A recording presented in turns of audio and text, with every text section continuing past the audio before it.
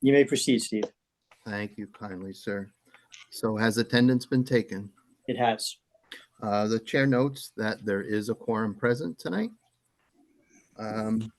Approval of the minutes. Thanks, Bill, for sending those out. They look pretty straightforward to me. Comments, questions, or a motion to accept?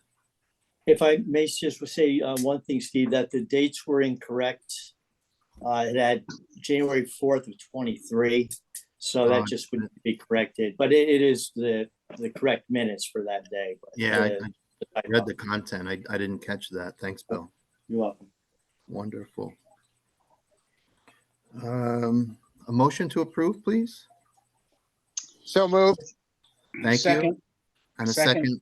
Thank you. And all in favor? Aye. Aye. Any opposed? Pagler, aye. Okay, hearing unanimous. Excuse me, Steve, it's Sharon, the secretary. Who was the second?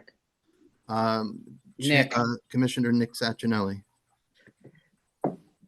Oh, okay. Who moved it then? Mr. Pagler. Thank you. Sorry about that. Not at all. Thank you for the point of order. I note that there is one attendee here, and if she is interested in public comment, if she would please raise her hand. Okay, seeing none, we'll move on to the treasurer's report. Please, Bill.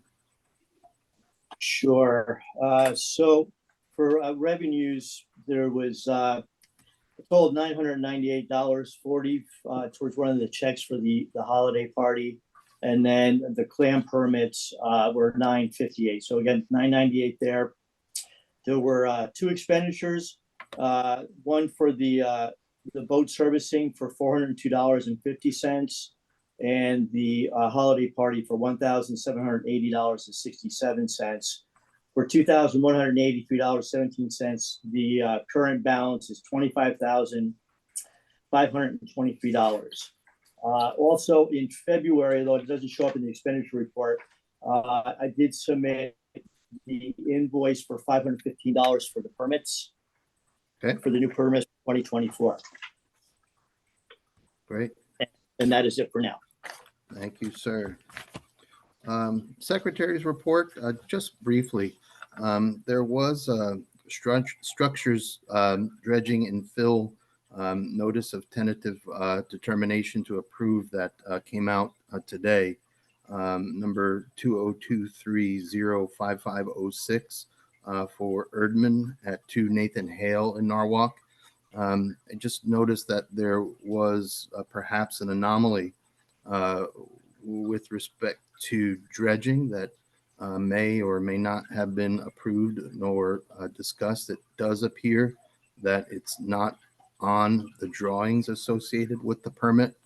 I'm aware that Mr. Stedman has done some research also just in the last hours in this regard, and we can discuss that during harbor management and perhaps under new business if we need to. The committee reports. Bill, again, Department of Health, please, sir. Okay, I'm going to do January as well. So for January, we had a rainfall of 4.96 inches. Traditionally, for the previous January, it was 5.25, and then historically it's 3.22. There were no bypasses reported. There were 3 closures on 1/9, 1/13, and 1/28, all for rainfall. For February, the rainfall amount was 2.29. Last February, it was 1.65, and historically, it's 2.93. Again, there were no bypasses reported. There was a single closure on 2/27, again, due to rainfall. And that completes my report.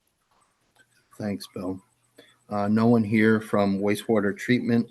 The Mayor's Water Quality Committee, as you know, has not started up again, and we'll just stay tuned for it to do so. Any news on permits, Bill? I know that they were delivered. No, I delivered them. I think right after I back from vacation, like probably the third week of January, and I also dropped off probably 95% of the maps that I had. So they thought that they should be enough for the for this year, but we'll probably need to order some for the following year. Sounds good. Wait, Bill, did you say the third week of January? I think it was, yeah, somewhere around there. Okay. Oh, I Right. made it. Sorry, I'm late. Thank you. Hey, Pete. Hey, Yep, just a note that Pete Johnson, Commissioner Johnson has joined. Welcome back, Peter. yeah, how you guys doing? Good. Fine, thank you, sir. Police, Sergeant Biseglia is with us. Thank you, Sergeant. Hey guys, nothing really to report on our end. It's been obviously pretty quiet with the water, with the temperature and time of year and whatnot. The walk bridge has been obviously progressing. We've been keeping a pretty close eye on that. No further incidents other than that one spill they had a couple months back. We got the notice for the closure that came through today, so we'll be changing those flags over. And that's really all we got. The water temp has been like 38, 39, give or take, depending on the day. Great. Thank you, sir. How you doing on flags, Justin? We're in pretty good shape right now. We have a couple unopened ones that are, like I said, in good shape, and we keep up on them. So I'll let you know if we need anything. Thank you kindly, sir. Thank you for the report. Advisory, no one here. Anyone know the water temp? I don't know, Justin, if you just said it. You just said it. What Yeah, was we it? would be like 30, between like 37 and 40, depending on the day. Right now, I Okay, think as of today, it was like 39. thank you. Sorry about that. Hey, no, I have a quick question. I have just a quick question about that, just kind of personal information. Are those recorded somewhere where we can see kind of over time history of what's happening with that? So the ones that I get are basically just from being on the water from the Right. from the boat. But I think they are recorded somewhere on like probably NOAA or one of the weather services. I think keeps track of them. I don't know. That's gonna be probably off one of their weather buoys out mid sound, not in the Okay. inner All harbor. right, thank per you. se. That's it. Yep. I'm curious of what the historical trends have been like on that, but thank you. Yep.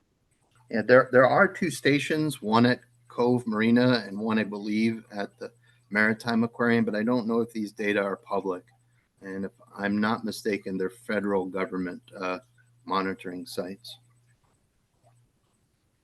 Norwalk Harbor Management Commission, Chairman Kibbe and Mr. Stedman, please, gentlemen. Thank you, Sharon Bartrish. Not a great lot to report on the grant front. The harbor grants that the City Hall applied for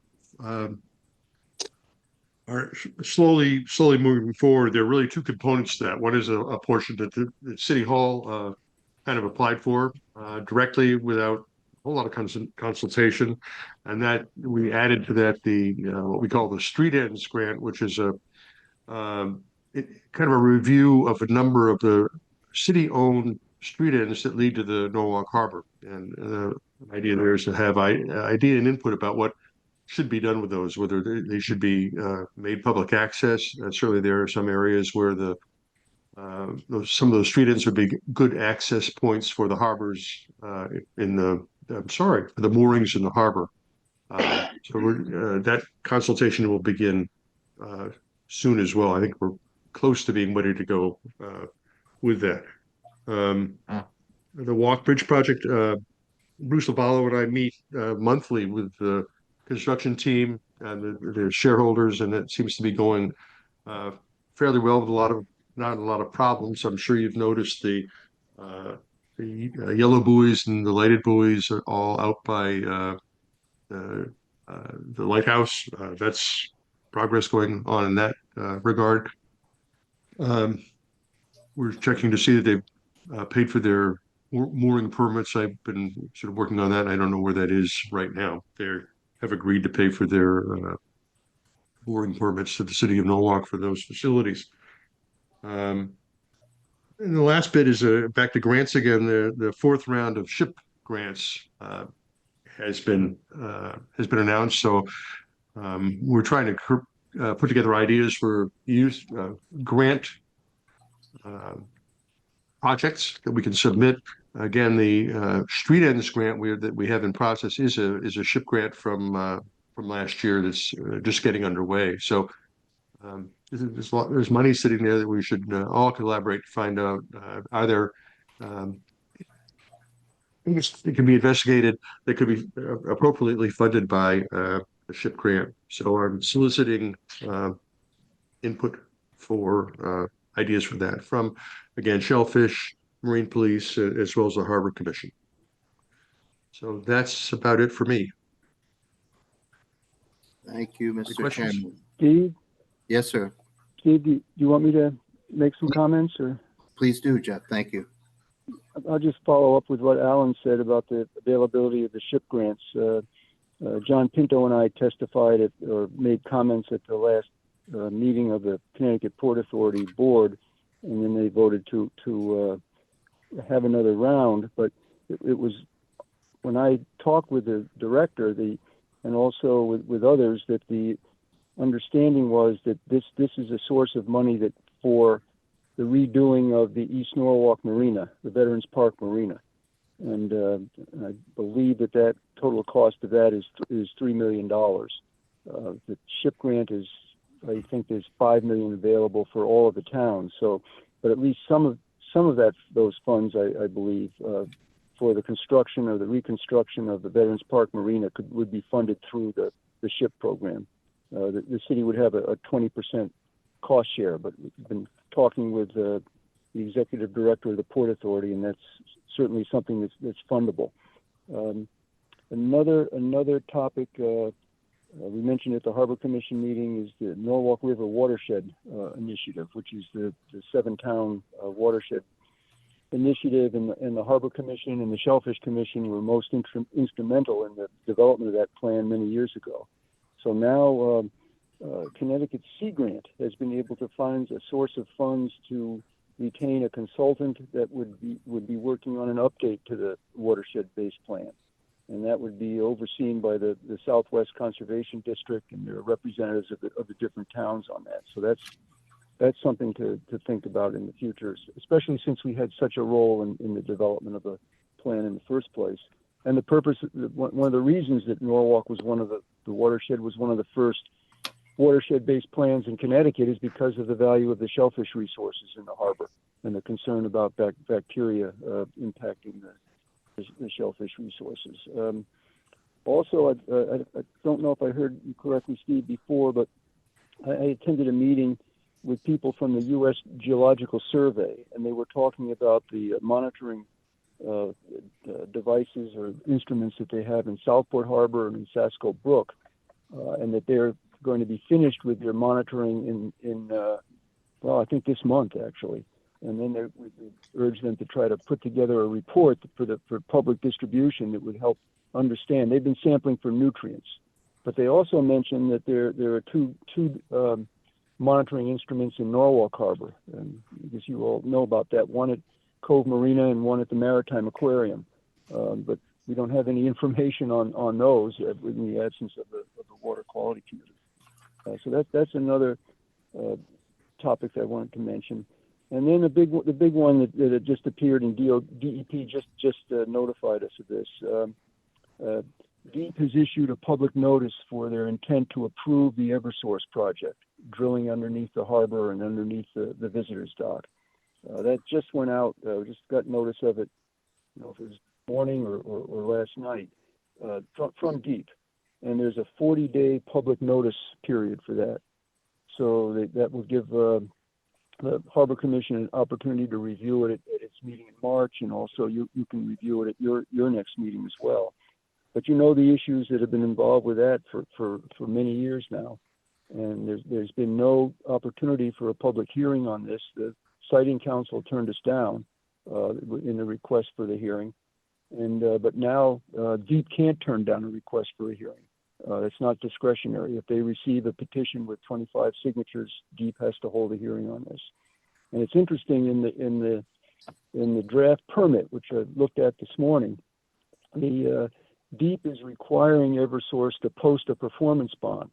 It's $470-something thousand, I believe, and that's to cover any inadvertent spills of the drilling fluid during the work.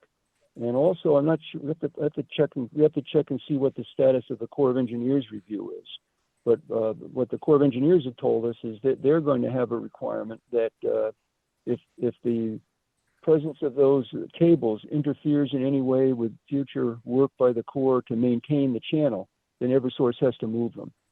So those are two conditions that are going to be attached by both the federal government and the state of Connecticut. And I don't, for the life of me, understand why there can't be a condition attached protecting the city's interest in the future use of the dock. But that's something that can be brought up in the public hearing. Also, just learned this too in the last day.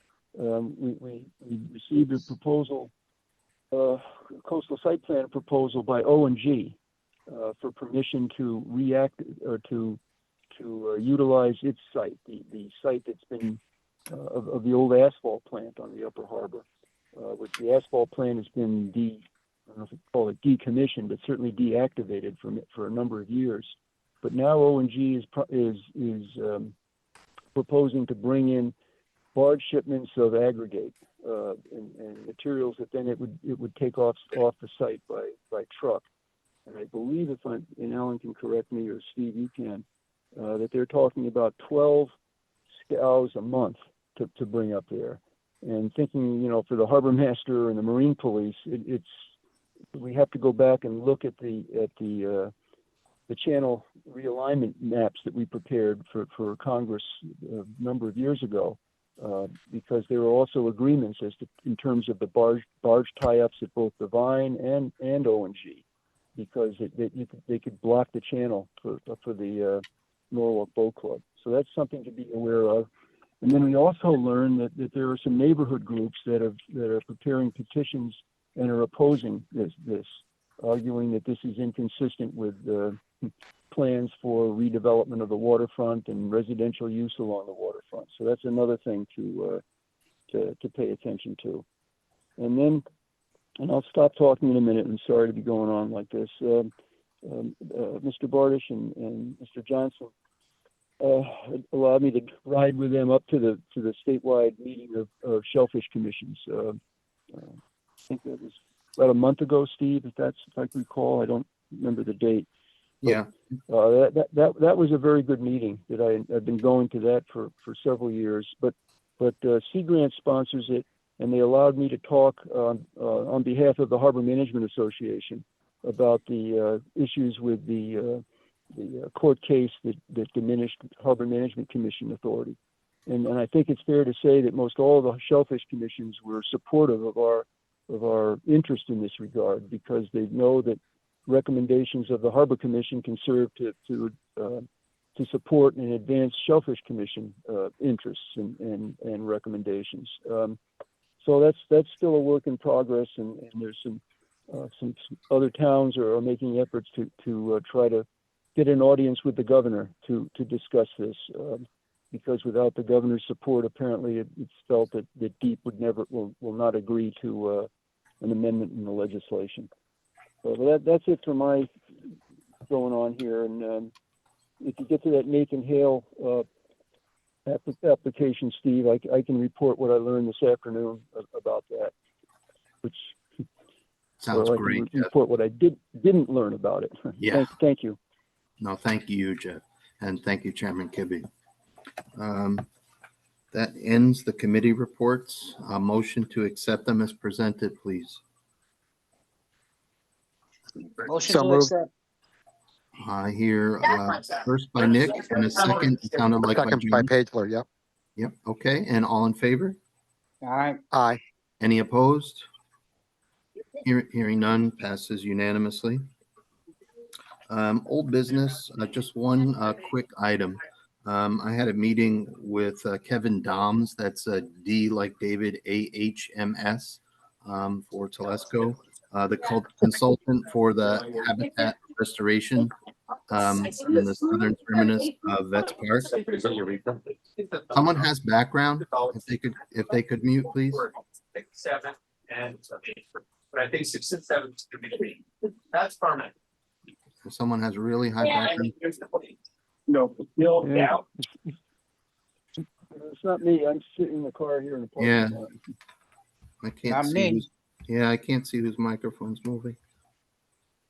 Anyway, okay, it's gone. Um, we discussed the plans around that restoration grant, and I expressed the Shellfish Commission's desires for the subtitle development, and they do agree, especially because our concerns around are around production and the washing essentially of gametes, spat, larvae downriver, if you will. There's a clear effort to make this shoreline two-dimensional, which is also important. We discussed the DOT mitigation that has already been partially completed north of the bridge, especially as far as the culch is concerned, since this project would require an extraordinary amount. I would say the thing that's the most undecided would be, yeah, they agree for subtitle, but essentially how far out they would go. I think one of the proposals may discuss going out to the southern terminus from the 1930s, which is way out there. That'd be a very large project. That being said, there will be a few alternatives presented. There won't be just one. And this commission and harbor management will certainly be informed in the permitting process. So I thought it was a good meeting. He was a good guy. Moving on to new business. Again, thanks for the Nearwater and Golden representatives coming tonight. I, as always, like to also thank Chairman Dr. Pinto for passing on those COPs as a courtesy to our commission to inform theirs in terms of any shellfish concerns. And without further delay, if we could start with 10 Nearwater, and I see Mr. DeBartolomeo is here. And Tim, if you could just maybe very briefly present for those who have been unaware in public meetings, and then we can comment or not.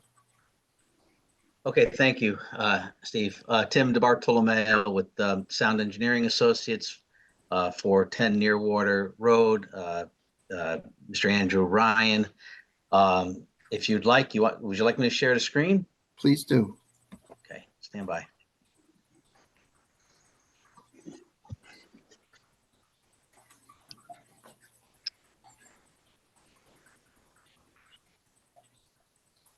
Let me know when you can see this. It's up. Thanks, Tim. Okay, very good. All right, I'm just going to scroll through to get to the parts where we want to talk about. This is really just existing site plan. Let me back up one. Okay. This shows Farm Creek and the eastern part of Bell Island, and our property lies right here on this corner near Water Road. And then over here, they have a historic dock structure off this very side of their property here. It's been there, I believe, since the 70s. And it's been modified over the years. Everything that's been modified has been pre-95. What was authorized was a very similar structure out to the same distance with a ladder and no dock. So the current owner would like to essentially put a floating dock here, knowing that he's going to have limited access. Obviously, this is not going to be full tidal access. So the proposal is to not encroach any further, to just really cut back the fixed structure quite a bit and replace it with a gangway to a float that's going to be on a float frame. Okay, it'll stay off the mud line, and it's no, like I said earlier, no further encroachment than what's currently there. So that's where we stand. There's a closer view of it. Plus, over the tidal vegetation, we're using open decking here for additional sunlight penetrate. And then we have the existing condition looking in side elevation and the proposed condition. Now, the one thing about this is the methodology. Getting in and out of Farm Creek, is a challenge. So, we've had conversations with Gary Wetmore on this matter, and he can get his barge in at a high tide and come in and out. But primarily, what's going to happen is the existing structure is going to be dismantled from land, taken away, and the only thing that's going to be remaining are the piles. Then it'll allow him to come in on a single high tide, pull the existing piles out, get out of there, and come back on another high tide and drive the new piles. Then everything else will be constructed from land again. So that's the way we're gonna maintain staying off the bottom. So that's the primary challenge of this little project. And that's really it. I'll answer any questions you might have. Thanks a lot, Tim. If first, maybe Mr. Stebbin, if you could just briefly present beyond Harbor Management asking this commission to comment, essentially what was resolved. The commission felt it was consistent with the harbor management plan because it wasn't an expansion. It was just it was an improvement of an existing facility, and it's improving boating access to the harbor, and we didn't see that there was going to be any adverse impact on navigation, and but also provided there's no objection from the Shellfish Commission. Okay, thanks, Jeff. Questions, commissioners, for Mr. DiBartolomeo? Anything?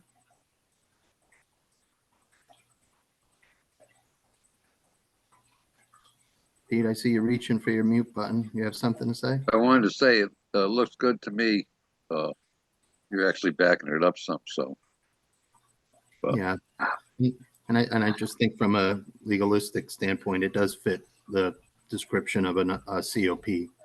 So are there any special conditions or comments, commissioners, that you would like to make to Harbor Management, since we will not report on this directly to the state? I mean, I think your last point was the important one, Steve, so on the COP, so that makes me feel comfortable. Sounds good. All right, I'm so good so essentially this commission will report no objection to Harbor Management for their write-up. Yes? Good here. Okay. Thanks a lot, Tim. Thank you for coming with the extra Thank you very time on much. this. You got it. Okay, very good. You stop my sharing. Have a good night. Thank you, sir.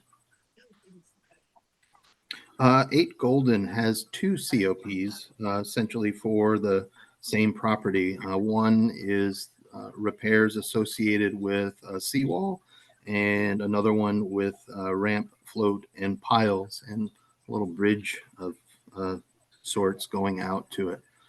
Is there anyone here representing 8 Golden for either COP tonight? Hi, yes, this is Matt Schuler with Race Coast Engineering. There you are, Matt. So maybe Good, if you could follow Tim's model and just present very briefly, maybe each one. Okay. Just share my screen here.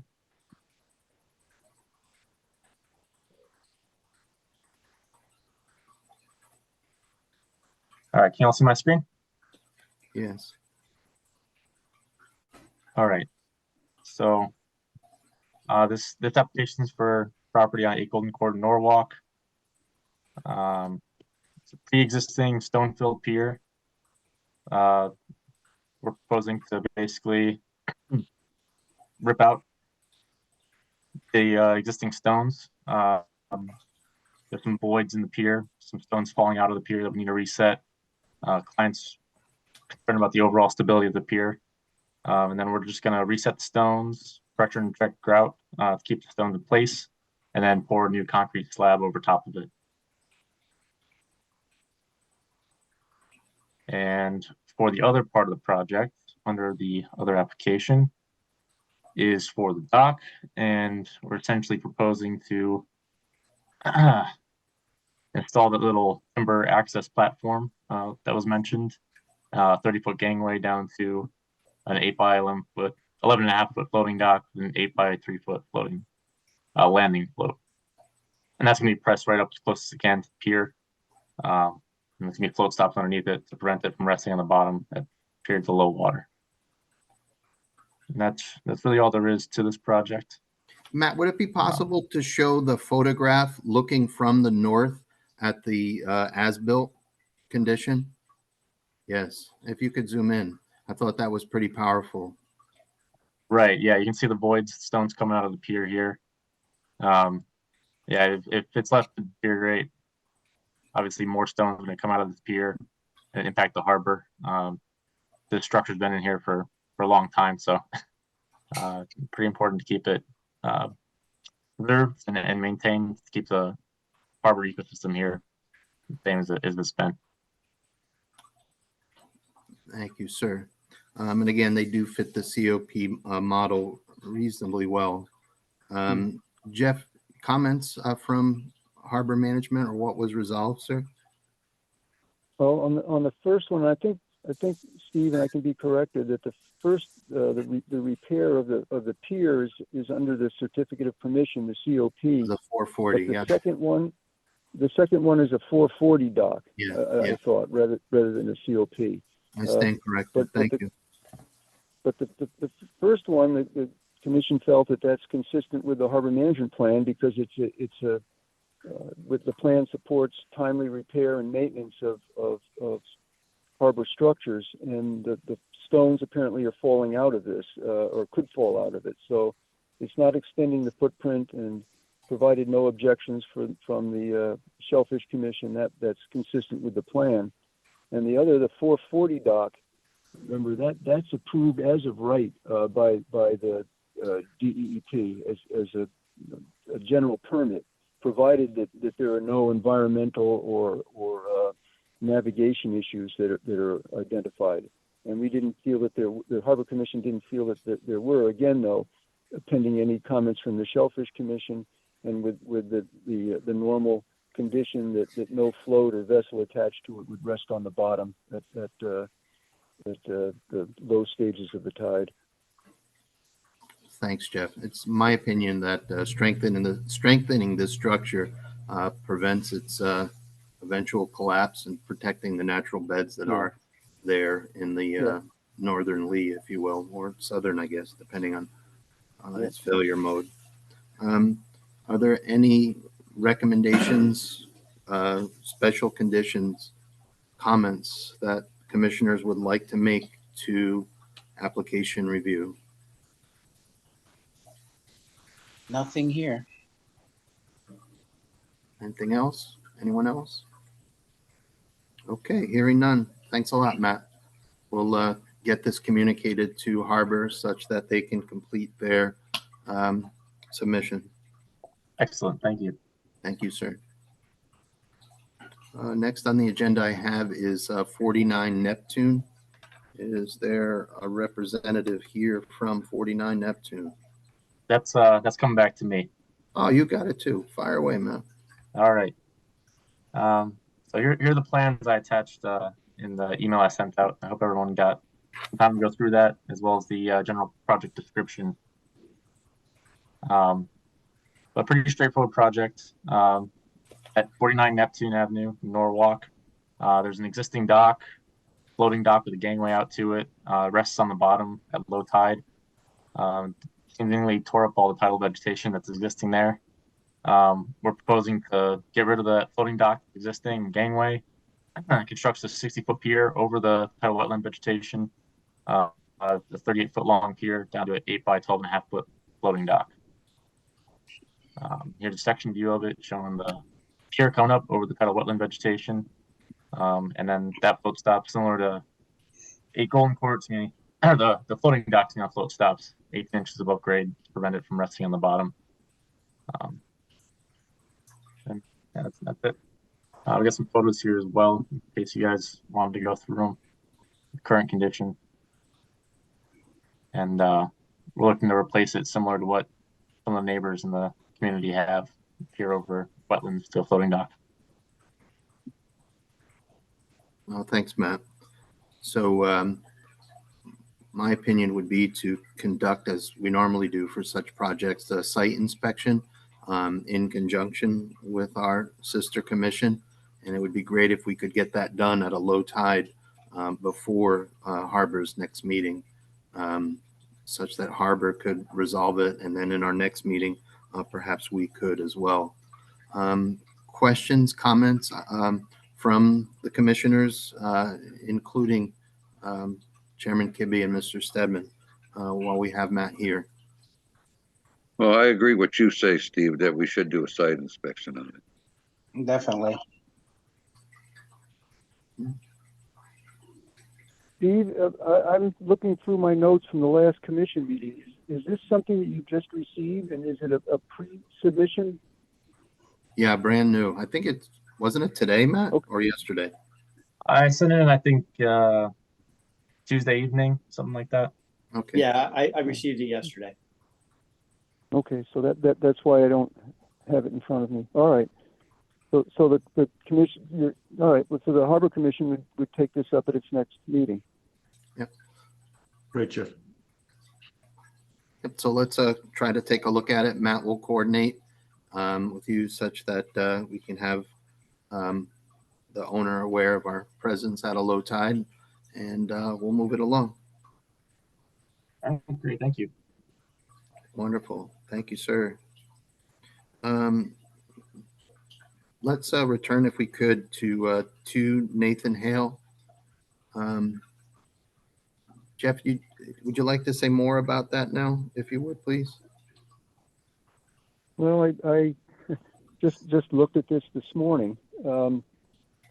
The public notice that's issued, the DEEP's notice of tentative approval. So the public comments are due on, I guess it was issued a few days ago. We just saw it today. The public comments are due on March 31. So that's before your next meeting. But it's interesting that when I looked at it, the DEEP has tentatively approved 1,250 cubic yards of dredging around the private pier. But in the drawings, the permit drawings, that dredging area is not shown. And then I recall that I guess John Pinto mentioned that when we looked at this, the first time we looked at this application, the Harbor Commission did, that dredging was not included. But then it was added, we learned it was added to the application subsequent to the Commission's review. So one question is this an area it's a residential pier? Is that correct, Steve? It's just for the residence use. Yeah. Mm-hmm. Yeah, but DEEP's policy is that if an area has not been dredged in the past, that it's difficult and DEEP does not look favorably upon a new dredging for residential use.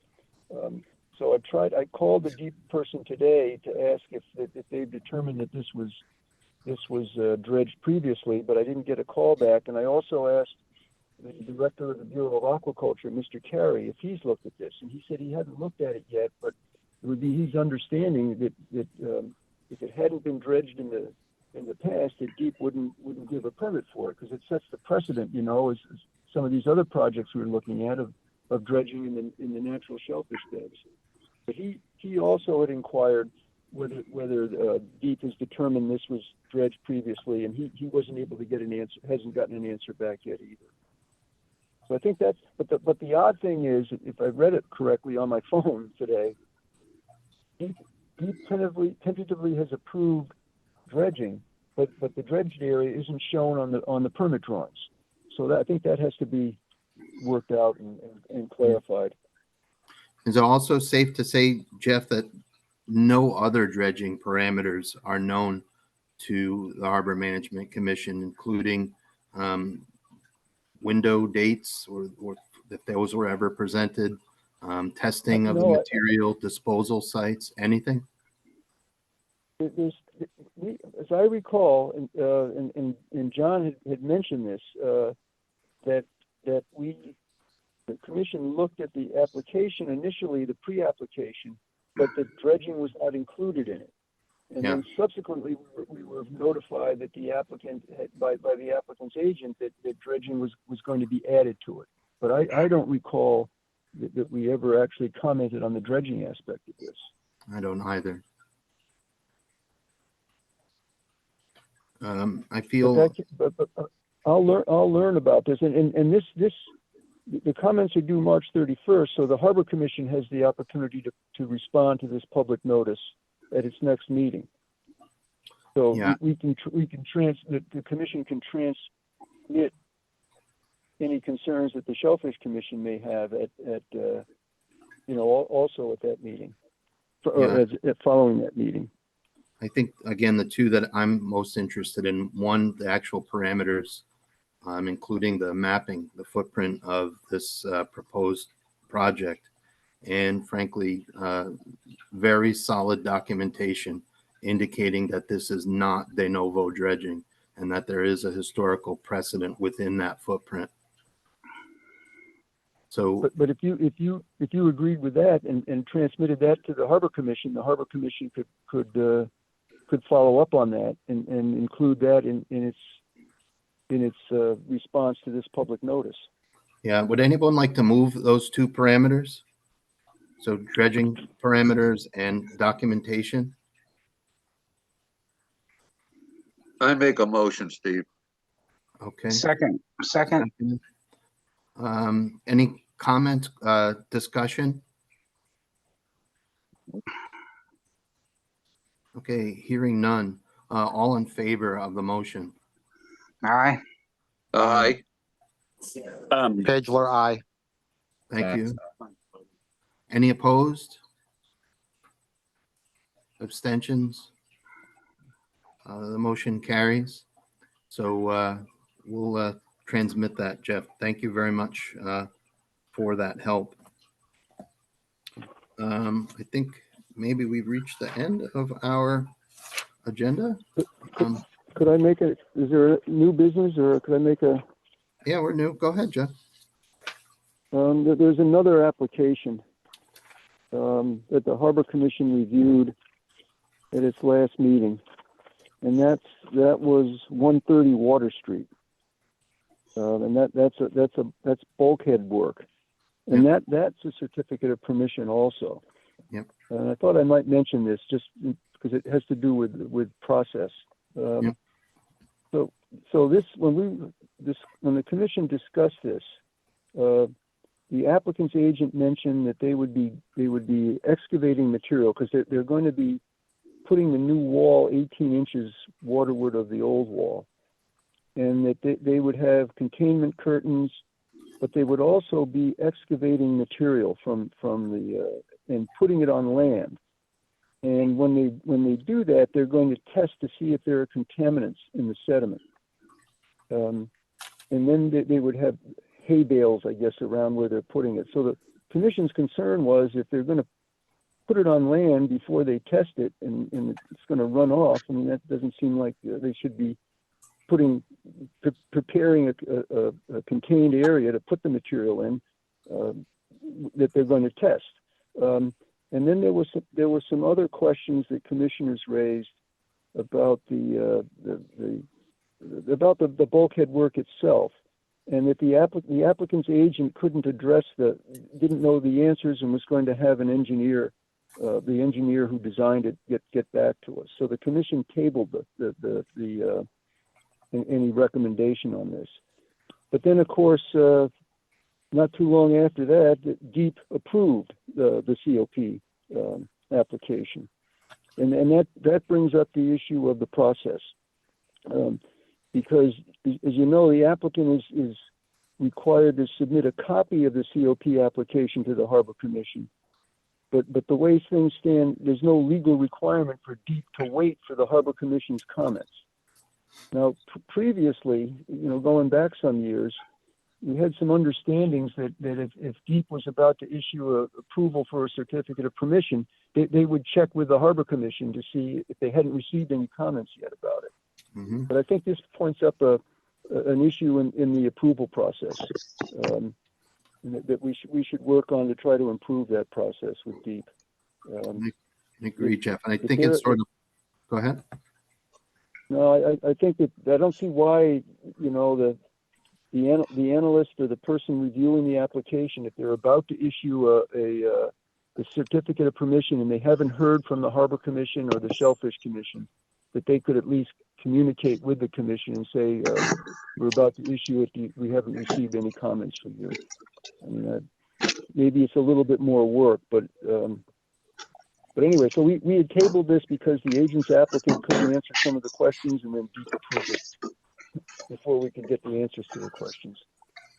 Yeah, it's obviously very interesting topic, and it sort of flies in the face of members of DEEP telling our commissions that, well, you know, don't worry about the Greenwich case. We'll still listen to what you have to say. And it looks like that's already been short-circuited, if you will, assuming the worst. Yeah, I think that with the certificates of permission, it's just a question. It would take them a little bit more work to have to communicate with the Harbor Commission if they don't receive a comment from them. But again, there's no statutory requirement for them to wait to hear from the Harbor Commission on a COP application. So Besides the I think procedural, there's a way to the procedural thing. Yeah. beyond the procedural, this is I felt it was a really poorly executed application. It had, you know, referred to the sheet metal bulkhead as being concrete, you know, and cement, and it just didn't all hang together as if anybody had really edited carefully. So I think it needs to have a whole on the content of the project. It needs to have a whole another look from the consultant or whoever's presenting this, because it was very unclear what was intended. Yeah, I think when it goes. The problem now is though it's approved. Yeah. Well, that doesn't mean we can't write the commission can't take this up at its next meeting and express concern about the approval of it before the commission had an opportunity to submit comments. And we would like to work with DEEP so that this doesn't happen in the future. Yes. And that's my 2 cents. Thank you, Jeff. Just one other question, maybe best addressed to you, Chairman Kibbe. I know that Harbor Master Lavallo was going to go out to look for those signs in the East Channel this week. I was wondering if he reported back his findings. He did, and the signs are there as specified. To my surprise, but they're okay. Thank you. Seeing no other agenda items, unless anyone has any other comments or questions, our next meeting is Thursday, April 4th at the same time, 19:15. And I will gladly entertain a motion to adjourn. Pete Johnson, I make a motion. Thank you, Pete. And I'll second it. And thank you all. Sorry to have to be on non-video. But No worries, Jonathan. Loud and clear. Then all in favor of Aye. the meeting? aye. That's Okay. fine. See everyone in April, if not I know. before. I told you to go. Okay. See you guys. Have a good weekend. Good night, Pete. you know.